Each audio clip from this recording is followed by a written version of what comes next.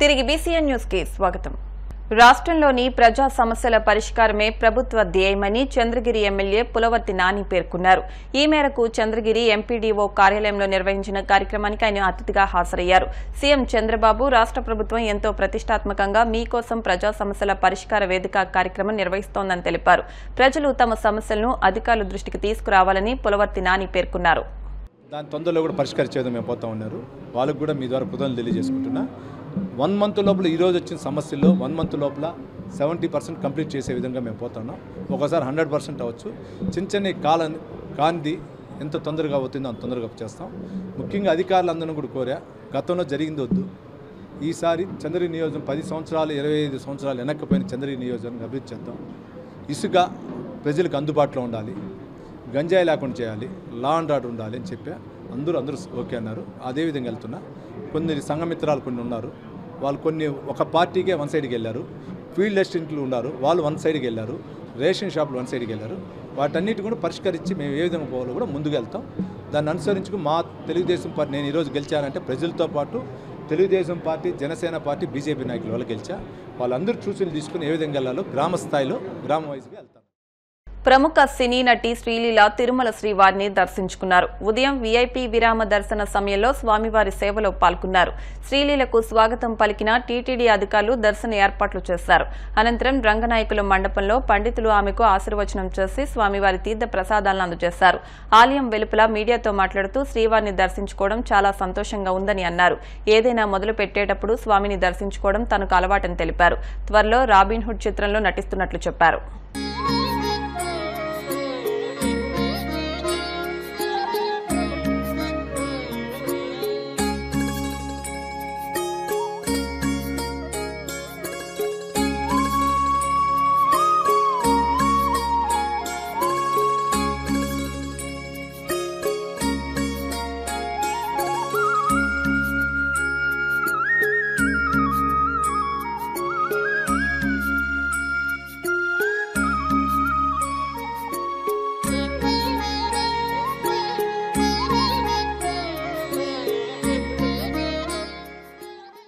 YCP కార్యాలయాల కూల్చివేతలపై అసత్య ఆరోపణలు సరికాదని ఎమ్మెల్సీ భూమిరెడ్డి రామ్గోపాల్ రెడ్డి పేర్కొన్నారు.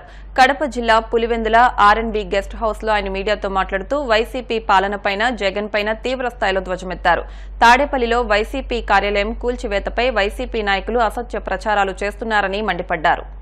నిబంధనల మేరకే ప్రభుత్వం ముందుకెళ్లందని చెప్పి అధికారులు స్పష్టంగా చెప్పడం జరిగింది. నిబంధనలకు విరుద్ధంగానే వైఎస్ఆర్సీపీ కార్యాలయం కట్టుకున్నారు కాబట్టి దాన్ని అధికారులు కూలగొట్టారు తప్ప జగన్మోహన్ రెడ్డి పైన వైఎస్ఆర్సీపీ పైన మాకు ఎలాంటి కక్ష లేదు, ఇంకోటి లేదని చెప్తున్నా. నిన్న మొన్న 3 రోజుల పాటు జగన్మోహన్ రెడ్డి గారు ఇక్కడ ఉన్నారు.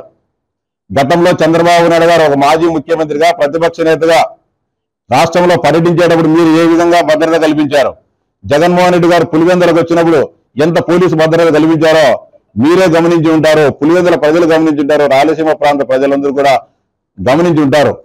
బ్రహ్మాండంగా ఆయనకి ఎలాంటి ఇబ్బంది జరగకోకుండా విస్తృతమైన పోలీసు బందోబస్తు ఏర్పాటు చేసి ఆయన ఒక పార్టీకి అధ్యక్షుడు మాత్రమే, రాష్ట్ర ప్రతిపక్ష నేత కాదు. నేను ఒక శాసనమండలి సభ్యుని, ఆయన శాసనసభ్యుడు. ఆయన కంటే నేనే ఎక్కువ. ఇప్పుడు ఆయన ప్రతిపక్ష నేత కూడా కాదు. శాసనసభ్యుని కంటే శాసనమండలి సభ్యుడే ఎక్కువ స్థానంలో కంటే జగన్మోహన్ రెడ్డి కంటే నేనే ఎక్కువ. నాకుండేది ఒక గన్మ్యాన్. ఒక శాసనసభ్యునికి 300-400 మంది, ఒక సాధారణ శాసనసభ్యుడు, ప్రతిపక్ష నేత కూడా కాదు, ఒక సాధారణ శాసనసభ్యునికి 300-400 మంది పోలీసులతో భద్రత కల్పించారంటే అది తెలుగుదేశం పార్టీ గొప్పతనం. చంద్రబాబు నాయుడు గారు ముఖ్యమంత్రిగా ఉన్నప్పుడు పారదర్శకంగా నిష్పాక్షపాతంగా అధికారాన్ని చేస్తున్నారని, అధికారాన్ని పరిపాలిస్తున్నారనేది స్పష్టంగా అర్థం చేసుకోవాలని చెప్పి తెలియజేస్తా ఉన్నా. అంతేగాని రాష్ట్రంలో అనేక ప్రాంతాల్లో వేలాది కోట్ల ప్రతి జిల్లా కేంద్రంలో 2 ఎకరాలను వైఎస్ఆర్సీపీ కార్యాలయానికి చేయడం జరిగింది. కోట్లాది రూపాయల విలువైన భూములు అప్పనంగా తీసుకొని, అంటే ప్రభుత్వానికి ఎక్కడైనా నిరుపయోగంగా ఉన్నాయో, ఎక్కడైతే అవసరం లేదో ఆ భూములను పార్టీ కార్యాలయానికి ఇచ్చిన సందర్భాలు ఉన్నాయి తప్ప ప్రభుత్వానికి అవసరమై ఇంకా దాని ఇతర అవసరాలకు ఉపయోగంగా ఉండే స్థలాలను గతంలో కూడా ఎప్పుడు కట్టబెట్టలేదు. తెలుగుదేశం పార్టీ జాతీయ కార్యాలయం మంగళగిరిలో ఉండేది కూడా మీరు కేటాయించారు కదా, మీ దానికి నిబంధనలు అని చెప్తా ఉన్నారు. నిజంగా తెలుగుదేశం పార్టీ నిబంధనలకు వ్యతిరేకంగా భూమి కేటాయింపులున్నా, అనుమతులు లేకుండా ఆ భవనాలు నిర్మించి ఉన్నా, జగన్మోహన్ రెడ్డి అనే ఒక కక్ష సాధింపు ఉండే ఒక ముఖ్యమంత్రి వాటిని ఒక క్షణమైన ఆపగలడా? ఆపే పరిస్థితి రాష్ట్రంలో ఉందో లేదో ఒకసారి విఘ్నులైన ప్రజలు ఆలోచించాలని చెప్పి విజ్ఞప్తి చేస్తానా. ఇప్పటికైనా కూడా ఛానల్లో కానీ, సాక్షి ఛానల్లో కానీ, సాక్షి పేపర్లు ఏం చెప్తున్నారు? నిబంధనలకు వ్యతిరేకంగా మా భవనాలు కడుతున్నారని చెప్పడంలో వాళ్ళు. మేము గతంలో ఏదైతే సాంప్రదాయం ఉందో రాజకీయ పార్టీలకు సంబంధించిన పార్టీలకు స్థలాలను ఇచ్చిన దాంట్లో మీరు పడగొడుతున్నారని చెప్తున్నారు. మేము ఆ జీవోల జోలికో దాని జోలికి పోవడంలే. అది దేశవ్యాప్తంగా రాజకీయ పార్టీలకు, ఆ పార్టీలకు పార్లమెంట్లో కానీ అసెంబ్లీలో ఉండే బలాబలాలను బట్టి ఇంత స్థలంని కేటాయించే సాంప్రదాయం ఉంది. ఆ సంప్రదాయాన్ని కూడా మీకు అనుకూలంగా మీరు ఈ గత 5 సంవత్సరాలు మార్చుకొని తెలుగుదేశం పార్టీకి తక్కువ స్థలం వచ్చే విధంగా, అధికార పార్టీకి ఎక్కువ స్థలాలు కేటాయించే విధంగా మీరు చేసుకోవడం జరిగింది. గతంలో ఇలాంటి సంప్రదాయాలు కొంత అటు ఇటు ఉండేది తప్ప అబ్నార్మల్ గా తేడాలు ఉండేవి కావు. ఇవన్నీ కూడా పరిశీలించుకోకుండా నిబంధనలకు వ్యతిరేకంగా ఉన్నాయా, మేము నిబంధనల మేరకే కడుతున్నామని చెప్పి ఎందుకని మేము మాట్లాడటంలే? నిబంధనల మేరకే మా భవనాలకు అనుమతులు ఉన్నాయని చెప్పి మీరు ఎందుకు చూపించడంలే? మీకు చేతనైతే భవనాల నియమ నిబంధనలకు అనుకూలంగా కడతాను ఒక పేపర్ చూపించండి, మేము క్షమాపణ చెప్తాం. అట్లా కాకుండా ఇష్టానుసారంగా మాట్లాడితే ఈ ప్రజలు హర్షించరు, ఈ ప్రజలు క్షమించరు అని చెప్పి జగన్మోహన్ రెడ్డి గారికి స్పష్టంగా చెప్తా ఉన్నా. కాకినాడ జిల్లా నూతన కలెక్టర్గా బాధ్యతలు స్వీకరించిన షాన్ మోహన్ సగలి మంగళవారం కలెక్టరేట్ వివేకానంద సమావేశ హాల్లో కలెక్టరేట్లోని వివిధ విభాగాల అధిపతులు, సిబ్బందితో సమావేశం నిర్వహించారు. Administration, land coordination, magisterial, legal cell, ఎన్నికల విభాగం తదితర సెక్షన్ సూపరింటెండెంట్తో కలెక్టర్ ఈ సందర్భంగా మాట్లాడి సెక్షన్ల వారీగా నిర్వహిస్తున్న సిబ్బంది విధులు, ఖాళీల వివరాలు అడిగి తెలుసుకున్నారు. కలెక్టరేట్లోని వివిధ విభాగాల అధిపతులంతా బృందంగా సమిష్టిగా జిల్లా స్థాయి అధికారులు, సిబ్బందిని సమన్వయం చేసుకుంటూ ఎటువంటి వివాదాలకు చోటు ఇవ్వకుండా పనిచేసి కాకినాడ జిల్లాకు మంచి గుర్తింపు తీసుకురావాలని జిల్లా కలెక్టర్ షాన్ మోహన్ సగలి కోరారు. ఇది మీరు ఫార్మాట్ రెడీ చేసుకున్నాం sir. So that will start from next week అందరికి ఇంట్రడ్యూస్ చేద్దాం. Next Monday I don't want to call all of them again in this time.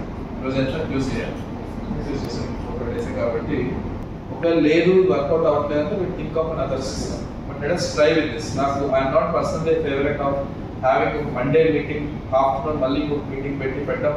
I'm not actually we are all seasoned people, so we know what we are supposed to do. We know the repercussion also. So I believe ఒక half an hour to understand they've done it or not is sufficient అనిపిస్తుంది. చూద్దాం ఒకవేళ correct కాకపోతే this is what I have in mind. Any suggestions? I'm open to suggestions. I want to understand whether this will work or not. వార్తలు ముగించే ముందు ముఖ్యాంశాలు మరొకసారి. July 1 నుంచి తన పిఠాపురం నియోజకవర్గంలో పవన్ పర్యటన. 29న కొండగట్టు ఆంజనేయ స్వామికి పూజలు. తాగునీటి సరఫరా విషయంలో అధికారులు అప్రమత్తంగా ఉండాలి. ఆర్డబ్ల్యూఎస్ అధికారులను ఆదేశించిన Kakinada rural MPDO Ramesh. AP ప్రభుత్వ మాజీ సలహాదారు సజ్జల రామకృష్ణారెడ్డి, ఆయన అనుచరులపై సిఐడికి ఫిర్యాదు. నా భూముల్లో అక్రమంగా మైనింగ్ చేశారంటూ నెల్లూరు జిల్లాకు చెందిన బద్రీనాథ్ ఆరోపణ. తిరుమల శ్రీవారిని దర్శించుకున్న ప్రముఖ నటి శ్రీలీల, ఆలయ మర్యాదలతో స్వాగతం పలికిన అధికారులు. ఇవి వాటి వార్తా విశేషాలు. మరిన్ని వార్తా విశేషాలతో నెక్స్ట్ బులెటిన్లో మళ్ళీ కలుద్దాం. అంతవరకు సెలవు, నమస్కారం.